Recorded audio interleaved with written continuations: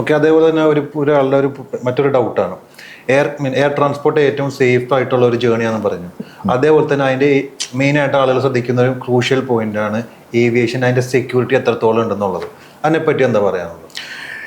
ഇതെന്ന് പറഞ്ഞാൽ aviation industry എപ്പോഴും നമ്മൾ പറയുന്ന ഒരു ഇതാണ്, ലേൺ ഫ്രം ഇറ്റ്സ് മിസ്റ്റേക്സ്. പണ്ട് കാലത്ത് ഉണ്ടായ ആക്സിഡൻസിൻ്റെ മുകളിൽ നമ്മൾ ഇൻവെസ്റ്റിഗേഷൻ നടത്തി ആ ഒരു ആക്സിഡൻറ്റ് ഒരിക്കലും റിപ്പീറ്റ് ചെയ്യാത്ത രീതിയിലേക്ക് മാറും. ഇപ്പം നമുക്കിപ്പോൾ കാണാം, ഒരു പാസഞ്ചർ ട്രാവൽ ചെയ്യുന്ന സമയത്ത് അവർക്ക് ബാഗേജ് കൂടെ കൊണ്ടുപോകാം. അതേസമയം ആ പാസഞ്ചർ എന്തെങ്കിലും കാരണം കൊണ്ട് ഓഫ് ആവുകയും ഏതെങ്കിലും സ്റ്റേഷനിൽ ഓഫ് ലോഡ് ആവുകയെന്നുണ്ടെങ്കിൽ ആ ബാഗേജ് നമ്മളത് ഓഫ് ലോഡ് ചെയ്യണം. ഇപ്പോൾ ലെറ്റ്സ് സേ ഒരു പാസഞ്ചർ ചെക്ക് ഇൻ ചെയ്തു കഴിഞ്ഞ് കഴിഞ്ഞാൽ ആ പാസഞ്ചറിൻ്റെ ബാഗേജ് നമ്മൾ ഓട്ടോമാറ്റിക്കലി ആ പ്രോസസ്സ് പ്രകാരം ലോഡ് ചെയ്യും. പക്ഷേ ബോർഡ് ചെയ്യുന്ന സമയത്ത് ആ പാസഞ്ചർ എന്തെങ്കിലും കാരണം കൊണ്ട് ബോർഡ് ചെയ്തില്ല. അപ്പം ഇങ്ങനെ സിറ്റുവേഷൻ വരുന്ന സമയത്ത് നമ്മൾ ലാസ്റ്റ് മിനിറ്റിൽ പാസഞ്ചറെ ട്രേസ് ചെയ്യാൻ വേണ്ടി ശ്രമിക്കും. പാസഞ്ചറെ കിട്ടിയില്ല എന്നുണ്ടെങ്കിൽ ഡെഫിനറ്റ്ലി നമുക്ക് ഈവൺ ഈ എയർക്രാഫ്റ്റ് ഡിലേ ആണെങ്കിൽ പോലും നമ്മൾ ആ ബാഗേജ് ഓഫ് ലോഡ് ചെയ്ത് അത് ക്യാപ്റ്റൻ്റെ മുമ്പിൽ വെച്ച് കാണിക്കുന്ന ഒരു പ്രൊസീജിയർ ഉണ്ട്. ഇതിൻ്റെ പണ്ട് മറ്റേ കാനഡയിൽ നിന്ന് വന്നൊരു എയർക്രാഫ്റ്റ് എക്സ്പ്ലോർഡായി. കാനഡയിൽ നിന്ന് വരുന്ന വഴിക്ക് ഹീത്രോയിൽ പാസഞ്ചർ ഇറങ്ങി ആൻഡ് ആ എയർക്രാഫ്റ്റ് ഡൽഹിയിലേക്ക് വരുമായിരുന്നു. മിഡ് എയറിൽ അത് എക്സ്പ്ലോർഡായി കുറേ പേര് മരണപ്പെടാൻ കാരണമുണ്ടായി. ഇതുപോലെ പണ്ട് ഉണ്ടായ ഇഷ്യൂസിൻ്റെ മുകളിൽ നമ്മൾ ഇതിൻ്റെ സേഫ്റ്റി ആൻഡ് സെക്യൂരിറ്റി ഫീച്ചേഴ്സ് നമ്മൾ ഇമ്പ്രൂവ് ചെയ്തുകൊണ്ടിരിക്കുകയാണ്. കാരണം ആ ഒരു മിസ്റ്റേക്ക് ഇനി വരില്ല. ഇതുപോലെ തന്നെ ഏവിയേഷൻ്റെ എല്ലാ കാര്യം നമുക്ക് പറഞ്ഞാൽ ഇതിന് നമ്മൾ ഒരു ഹ്യൂമൻ ഫാക്ടർ എറർ പഠിക്കുന്നതിന് മുകളിൽ സ്വിസ് ചീസ് മോഡൽ എന്ന് പറഞ്ഞൊരു മോഡലുണ്ട്. ജെയിംസ് എന്ന് പറഞ്ഞൊരു പ്രശസ്ത ഒരാൾ ഡിസൈൻ ചെയ്തൊരിതാണ്.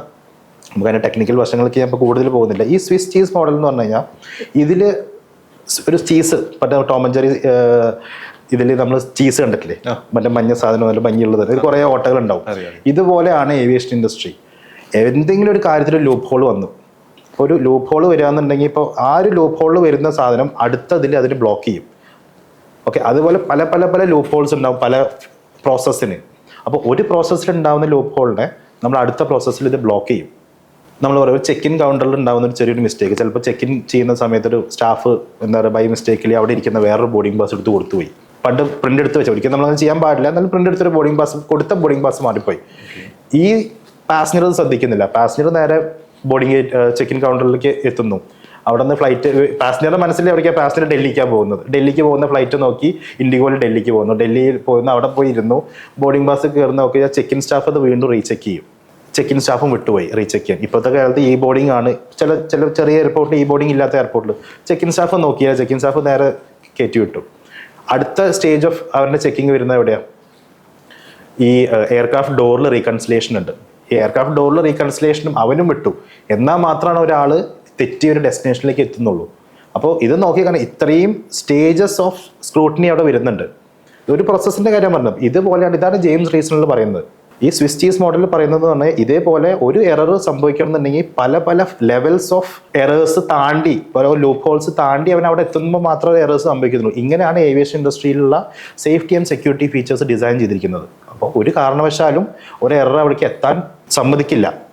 ഇതൊക്കെ താണ്ടി ചില സിറ്റുവേഷനിൽ അങ്ങനെ ഒരു സംഭവം സംഭവിക്കുമ്പോഴാണ് നമ്മൾ അറിയാത്ത പോലെ ഇതേപോലത്തെ ആക്സിഡൻസും ഇൻസിഡൻസും ഉണ്ടാവുന്നത്.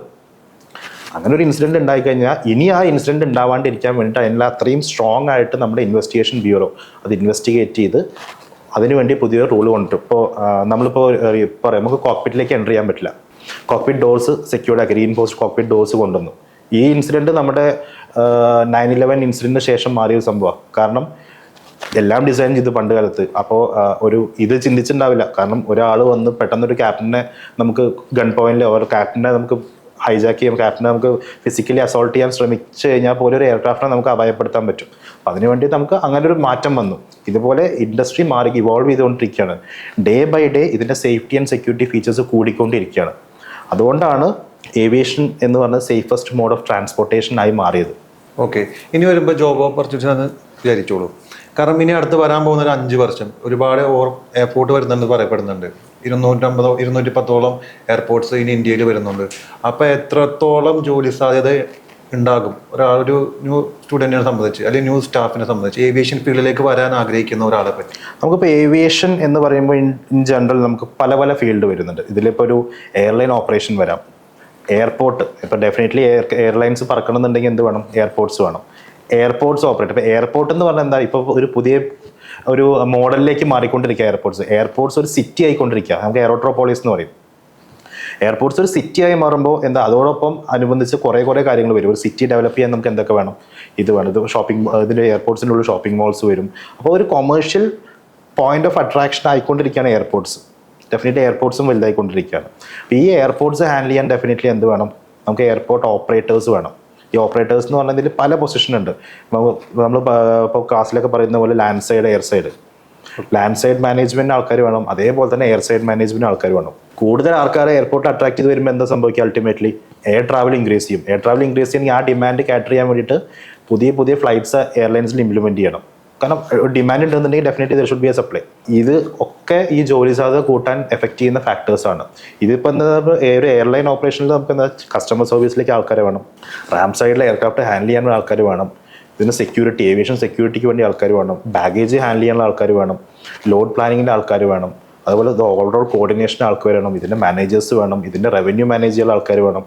ഈ റൂട്ട് ഏതൊക്കെ റൂട്ടിൽ പറഞ്ഞാലാണ് ഇവർക്ക് പ്രോഫിറ്റബിൾ ആവുക എന്നുള്ളത് തീരുമാനിക്കാൻ വേണ്ടിയിട്ട് റൂട്ട് നെറ്റ്വർക്കിങ്ങിന് ആൾക്കാർ വേണം, റവന്യൂ ഒപ്റ്റിമൈസേഷൻ വേണം. എന്ത് പ്രൈസിൽ കോമ്പറ്റീഷനാണ്, ഡെഫിനറ്റ്ലി മാർക്കറ്റിൽ കോമ്പറ്റീഷൻ, എന്ത് പ്രൈസിൽ ഞാൻ എൻ്റെ ടിക്കറ്റ്സ് സെല് ചെയ്താലാണ് എനിക്ക് ആൾക്കാരെ കിട്ടുക, ഏത് മാർക്കറ്റിലാണ് ഞാൻ ഇതിന് പ്ലേസ് ചെയ്യേണ്ടത്, ഇതൊക്കെ പ്ലാൻ ചെയ്യാൻ ആൾക്ക് കോർപ്പറേറ്റ്സ് വേണം.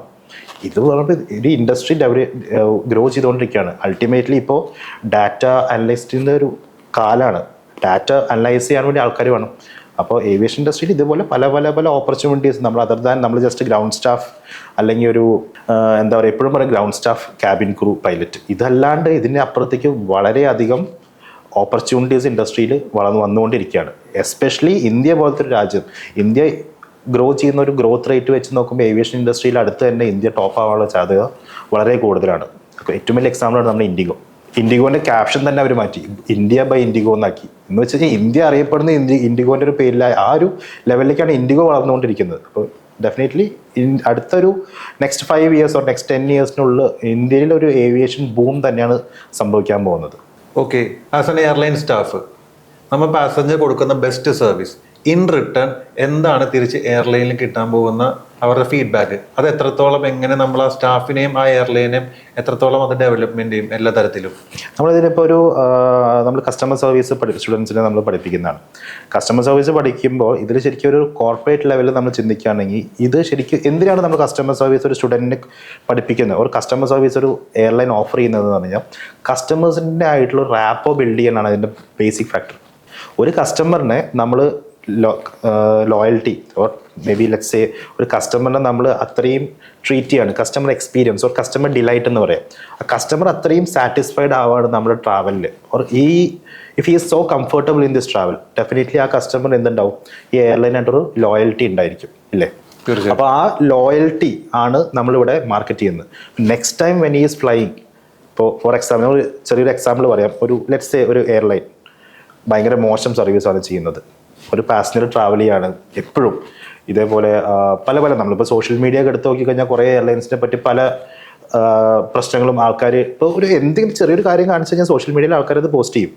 അതേസമയം വേറെ എയർലൈന് അവരുടെ ബെസ്റ്റ് കൊടുക്കുന്നു, ആ കസ്റ്റമറിന് ഭയങ്കര സാറ്റിസ്ഫൈഡ് ആണ്, അവർ worth or value for money ട്രാവലാണ് എന്ന് ഒരു എയർലൈൻ ചെയ്യാന്നുണ്ടെങ്കിൽ ഡെഫിനറ്റ്ലി ആ കസ്റ്റമർ നെക്സ്റ്റ് ടൈം ഫ്ലൈ ചെയ്യുമ്പോൾ എന്താണ്ടാവുക, ഈ പറഞ്ഞ എയർലൈൻ ചൂസ് ചെയ്യും. അപ്പോൾ നമുക്ക് നമ്മുടെ കസ്റ്റമർ റിട്ടൻഷൻ, ഒരു കസ്റ്റമർ നമ്മൾ ഫ്ലൈ ചെയ്തിട്ട് അവൻ പോകുന്നില്ല, അടുത്ത പ്രാവശ്യം നമ്മൾ ആ കസ്റ്റമറിനെ ഈ ഒരു എയർലൈനായിട്ടുള്ളൊരു റാപ്പോ ബിൽഡ് ചെയ്ത് കഴിഞ്ഞാൽ നമ്മുടെ ബിസിനസ് ഡെവലപ്പ് ചെയ്യാൻ ഡെഫിനറ്റ്ലി അത് സാധിക്കും.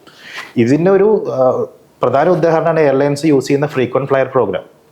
ഈ ഫ്രീക്വൻറ്റ് ഫ്ലയർ പ്രോഗ്രാം എന്തിനാണ് നമ്മൾ ചെയ്യുന്നത്, ശരിക്കും പറഞ്ഞാൽ കസ്റ്റമർ ലോയൽറ്റിയാണ്. ഞാൻ എയർ ഇന്ത്യയിൽ ഫ്ലൈ ചെയ്യാണ്, എയർ ഇന്ത്യയിൽ ഫ്ലൈ ചെയ്യുമ്പോൾ എനിക്ക് കുറച്ച് മൈൽസ് കിട്ടി, ഓക്കെ, ഞാൻ ഇവിടുന്ന് ദുബായ് വരെ ഫ്ലൈ ചെയ്തു, എനിക്ക് കുറച്ച് മൈൽസ് കിട്ടി.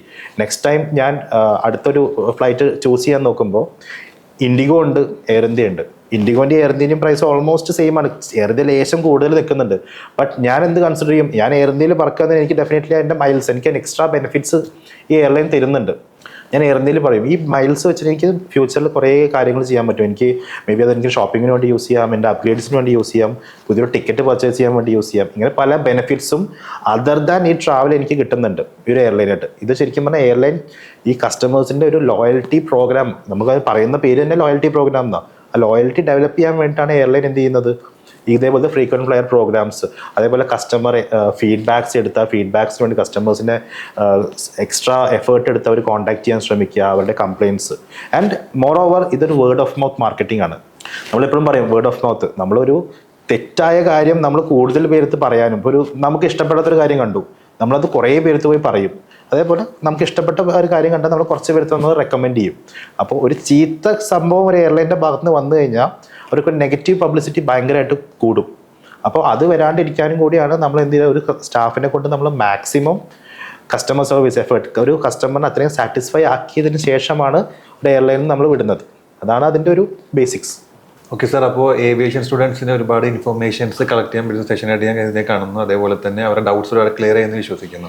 So thank you for your valuable time. ഇത് ശരിക്കും പറഞ്ഞാൽ ഇതുപോലെ പല സ്റ്റുഡൻസിനും ഇതേ ഒരു ഡൗട്ട് മനസ്സിൽ വരുന്നുണ്ട്. നമുക്ക് പറഞ്ഞപ്പോൾ ഒരു ഗ്രാജുവേഷൻ കഴിഞ്ഞൊരു സ്റ്റുഡൻ്റ് ആണെന്നുണ്ടെങ്കിൽ ഇപ്പോൾ ആർബെക്സിൽ ഞങ്ങളൊരു കോഴ്സ് ഉണ്ട്, international diploma in aircraft and airport handling എന്നുണ്ട്.